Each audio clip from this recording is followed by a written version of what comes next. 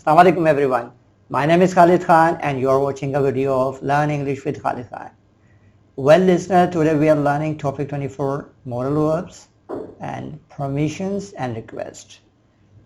And the title sentence is you can use my bike if you want. आप मेरी bike इस्तेमाल कर सकते हैं अगर आप चाहें. और बाइक बहुत क्लासिकल है. I like sport bikes. Wonderful.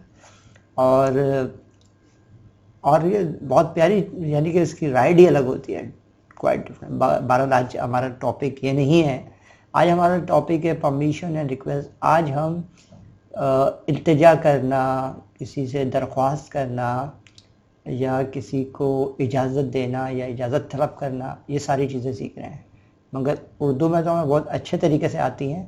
हम सीखने जा रहे हैं इंग्लिश में. ठीक है, how to do that. Okay, let's move on.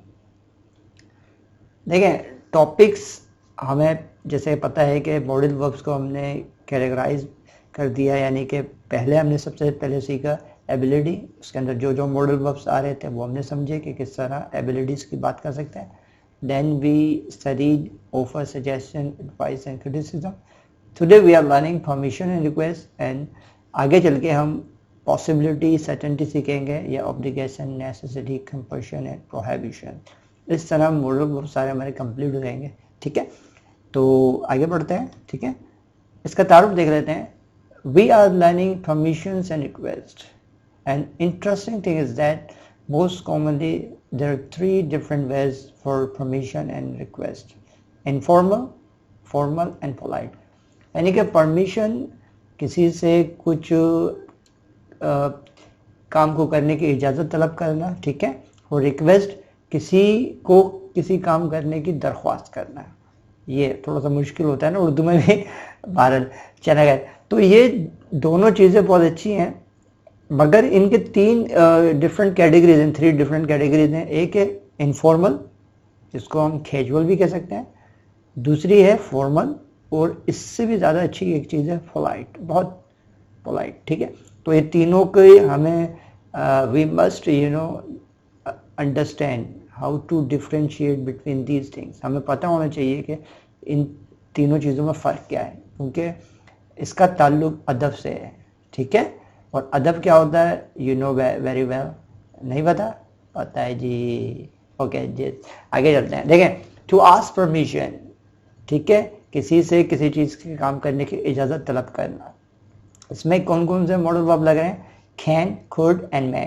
और तीनों पर्पसली इस्तेमाल हो रहे हैं. कैन जो है वो टॉक करेगा कैजुअल, इनफॉर्मल. अच्छा, कैजुअल और इनफॉर्मल बुरी चीज़ नहीं होती.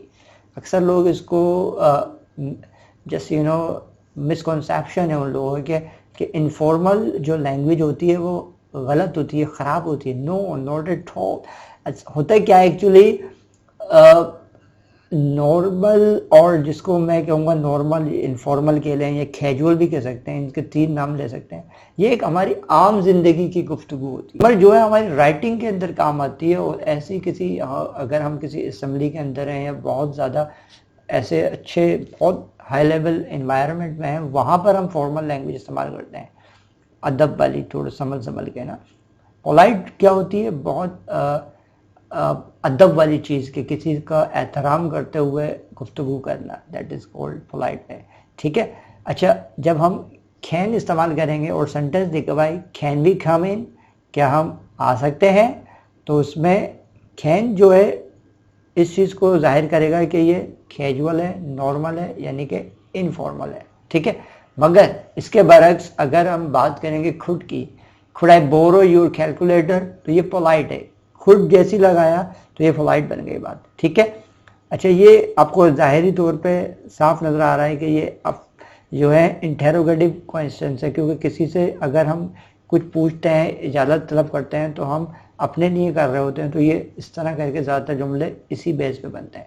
अच्छा देखें, जब हम इसी चीज़ को फॉर्मल वे में पूछना चाहेंगे, may I use your mobile for a call, इसके बाद जो वर्ड, जो सिंबल टाइप की चीज़ बनी हुई है, जैसे वो छोटा सा एक कीड़ा नहीं होता, वो बना हुआ, उसका एक्चुअली उसको कहते हैं चेंज स्पीकर साइन. ये जो साइन है एक्चुअली चेंज स्पीकर साइन के तौर पे भी इस्तेमाल किया जा रहा है सेंटेंस में.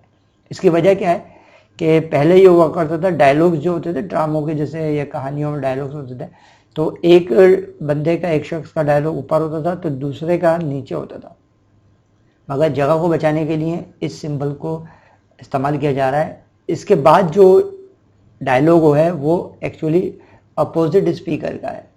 जैसे कि may I use your mobile for a call, ये एक अलग बंदा है, यस श्योर ये एक अलग बंदे का इसका जवाब है। ठीक है, तो ये एक्चुअली मैं आपको बता रहा था ताकि आपको कॉन्सेप्ट भी क्लियर है बात क्या है।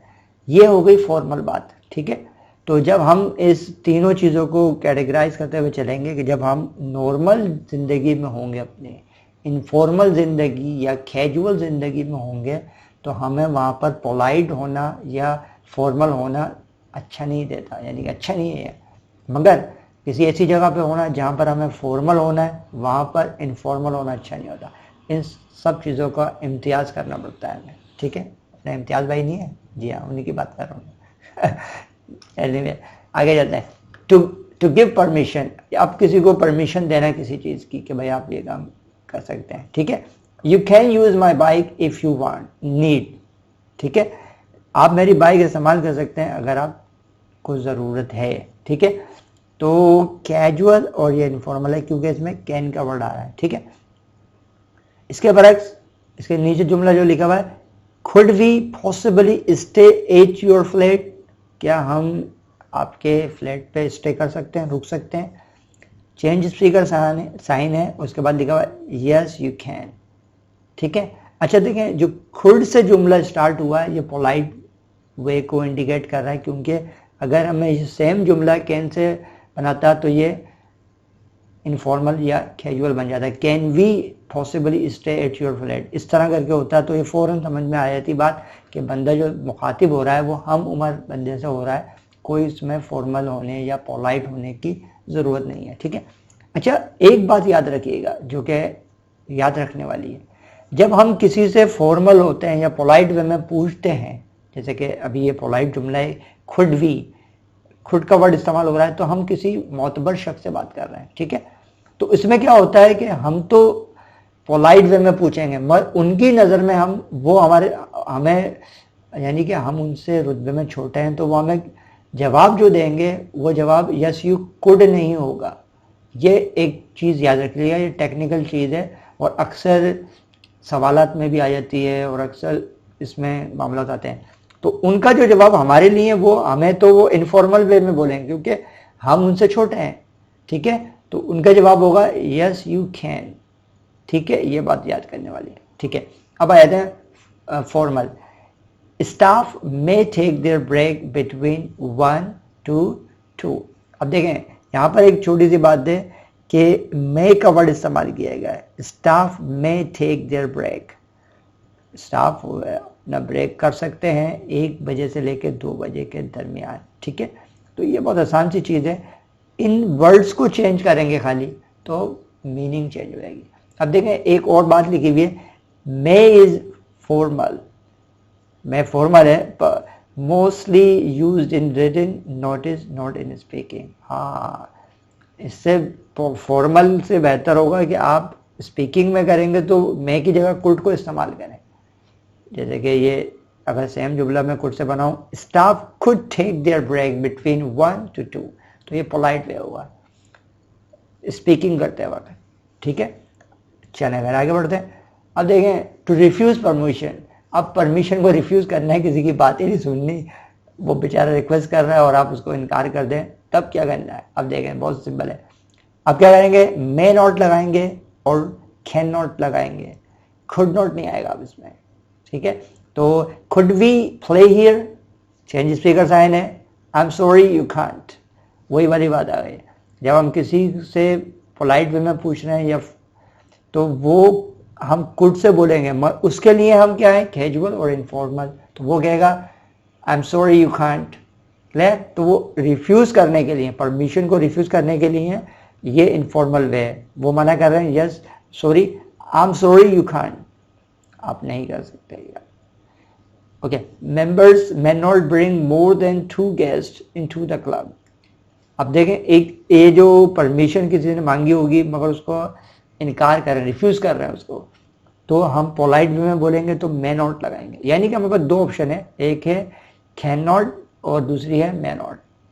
अगर हमें नॉर्मल रहना है, इनफॉर्मल रहना है, कैजुअल रहना है तो हम कैन नॉट लगा देंगे, और इसके बरक्स जब हम पोलाइट या फॉर्मल होना चाहते हैं तो हम मे नॉट लगा देंगे।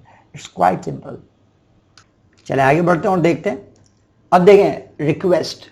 रिक्वेस्ट क्या चीज़ है? एक्चुअली हम किसी शख्स से बोल रहे हैं कि आप ये काम कर सकते हैं हमारे लिए, किसी से इल्तिजा कर रहे हैं, वो रिक्वेस्ट कहलाती है। मगर आजकल हमारे माशरे में बहुत आम हो गया है कि दूसरों से तो तवक्को हम बहुत ज़्यादा रखते हैं और ख़ुद कुछ नहीं करना चाहते हैं। Is that so? Well anyway, get back over here. Request इल्तिजा करने के लिए, किसी से दरख्वास्त करने के लिए हम 4 किस्म के मॉडल वर्ब है हमारे पास, can, could, would and will. इन सब का अलग अलग इस्तेमाल है, अभी 1 बाय 1 सीखते हैं। Can you pass me the salt? क्या आप मुझे नमक बढ़ा देंगे इधर? तो ये इनफॉर्मल है, कैजुअल है, या इसको नॉर्मल भी कहें, यानी इसमें कोई बुराई नहीं है, सिर्फ और सिर्फ ये एक नॉर्मल वे है। ठीक है। इसके बाद जो जुमला है, could you help me with my translations? अब ये पोलाइट वे में किसी से रिक्वेस्ट की जा रही है। अच्छा, सेम चीज वुड के साथ भी सेम है, ये भी पोलाइट वे है। Would you type this email for me please? वो भी पोलाइट वे हो गया, क्या आप मेरे लिए ये ईमेल टाइप कर देंगे? बहुत, यानी कि कुड लगा दें या वुड लगा दें, दोनों एक ही मायने रखते हैं। Will you close the door while going? Please, casual या पोलाइट? अब यहाँ पर देखें एक छोटी सी चीज आ गई। Will is casual, will casual है, नॉर्मल है, यानी कि इसमें कोई वो नहीं है, अदब ज़्यादा नहीं है या इसमें कोई बुराई भी नहीं है, नॉर्मल है यानी कि। But when it is use with please becomes polite. हाँ, आखिरी में इसमें प्लीज लगा हुआ है, तो इसके दोनों ऑप्शन दिए, कैजुअल भी है ये, अगर प्लीज हटा देंगे तो ये कैजुअल रहेगा। Will you close the door while going?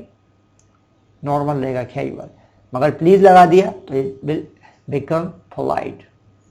Okay, तो आज का टॉपिक अपने इख्तिताम को पहुंचा।